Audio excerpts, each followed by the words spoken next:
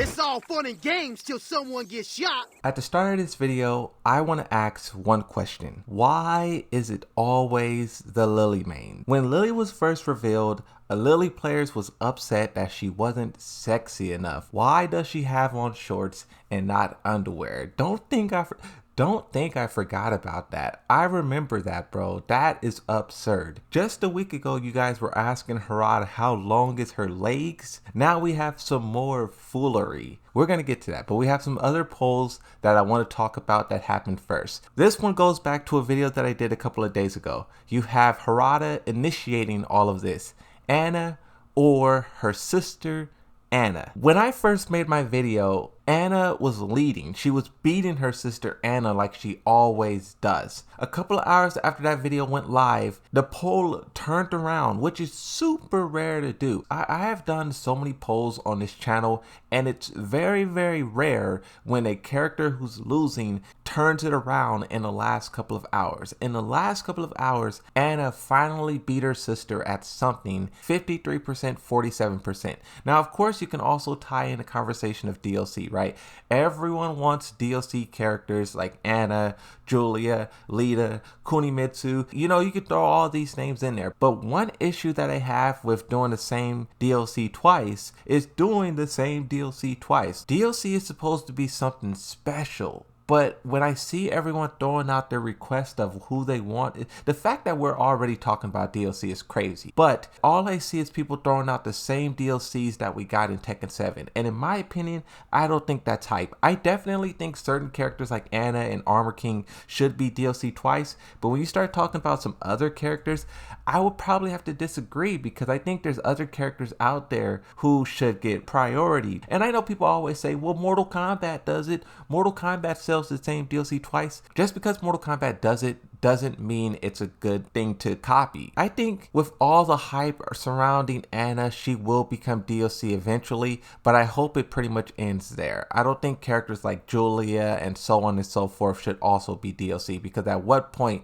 is Tekken 8 being, like, we complain that Tekken 8 is so similar to Tekken 7, right? You see all the content creators talking about it, but then you guys ask for the same DLC that Tekken 7 also had. I could go on and on about this, but let's move on, right? I'm happy that Anna won. She's my favorite, far better than her sister Anna, and she will always be, in my opinion. The next poll, this one was really interesting. Ball or bowl? Of course, this is talking about the game modes, Tekken Ball or Tekken Bowl. Arcade Quest is this big, massive game mode, and it seems like it's taking a lot of resources. Story mode is taking a lot of resources. The gameplay itself is taking a lot of resources. The characters models from scratch. When I look at all the resources that Tekken 8 is already using up, I think how much is left for game modes like these. I think Team Battle should definitely be in the game. But what about Tekken Force? What about Team Ball? What about Tekken Bowl? What about all this other stuff people talk about? I don't know. I really like what Street Fighter did,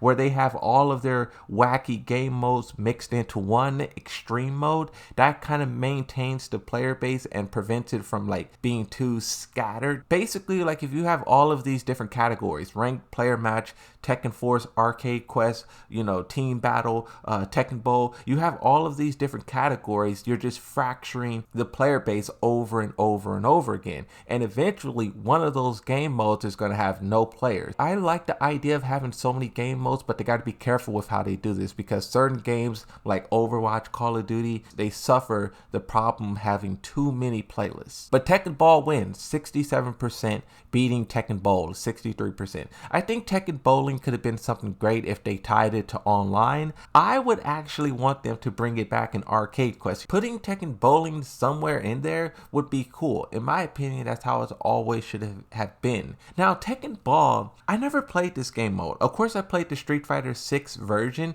but I never played Tekken's, the original. And I know you guys love it a lot. People talk very fondly of this. But when I ask you guys, like, what is the game mode? Describe it to me. My understanding of this is you have one character, and then you have another character, and then the two are just hitting a ball back and forth. I don't know if like you just have to experience it to see how great it is, but just hearing that description, it doesn't sound interesting. I don't know. I wish I was able to play one of the past Tekken games where this game mode existed so I can see why you guys love it so much. But just hearing the description of it, I don't understand why it's put above everything else. I just don't have that first-hand experience to know. Hopefully this does become a reality, but also hopefully it lives up to the hype. Let's move on to Lily versus Asuka. Like I said, why is it always the Lily mains, bro? You guys are reckless. How long are her legs? Why is she wearing shorts? It's crazy, bro. So Harada did a poll, Lily versus Asuka. Asuka wins this 58%. She beats Lily. I voted on Lily 42%. As this poll was going on, people saw that Lily was losing. The Lily mains, they couldn't stomach it. You have 2 separate tweets, there's probably more out there, of people spending cold hard cash on votes for this poll. Spending money so your character can beat another character in a poll, only a Lily main would do that, and you guys still lost. That is absurd. There was one meme, trash versus garbage. Now, this is the real reason why I wanted to make this video, because people always talk trash about Lily and Asuka and basically say trash versus garbage. But I feel like, one, there's many other characters who also have the same flaws as they do, but they don't get the same kind of hate. Like everything you could say about Lily, her story being irrelevant, progressing nowhere, you could say the same exact thing about Fang, his story. What has he done since he was introduced into the game? Nothing at all. Same thing for Yoshi, Dragunov, Paul Fiend. I feel like there's a lot of other characters who have the same issues, but you don't hear anything about them. Lily and I feel like Asuka are hyper focused, and people make it seem like they're the only characters who have this issue. Whenever I talk about the story being bad or whatever, I think this will all be resolved in Tekken 8. One comparison that I've been talking about lately is Mortal Kombat. Mortal Kombat, they always done a good story. Even if you go back to like Mortal Kombat versus DC, they always done a good job. But Tekken, every single game they struggled. And I feel like they have something to prove. Tekken has been getting trashed on for the past 7 years. Bad narrator, bad endings, Lucky Chloe, Lily, all of these complaints.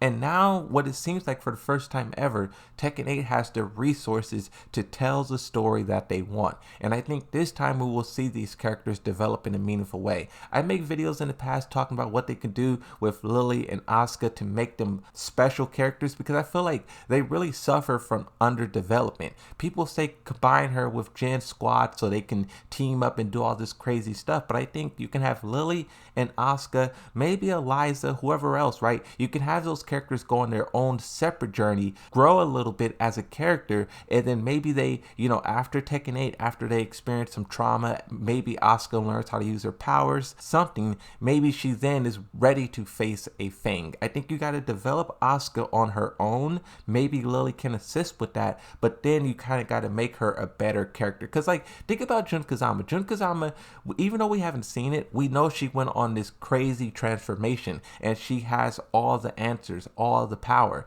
Asuka needs to become that same thing as well. And once she does, then she will be able to actually add something to the story. Because if you put her with Jin right now, what can she do to help Jin? All she does is just fight, and Jin has a bunch of fighters already, so there's nothing there that she can offer that's different from everyone else. So I think you need to develop her, make her special, and then add her to everything else. Lily is kind of the same thing, but I feel like they should explore a little bit more of the Rochford side of her heritage. That's something that seems like it's very important in terms of Tekken, but we really don't hear it that much. Hopefully Harada does more polls, maybe a Yoshi versus Brian, Kazuya versus Jin. Thank you for watching. Like and subscribe, and bye-bye.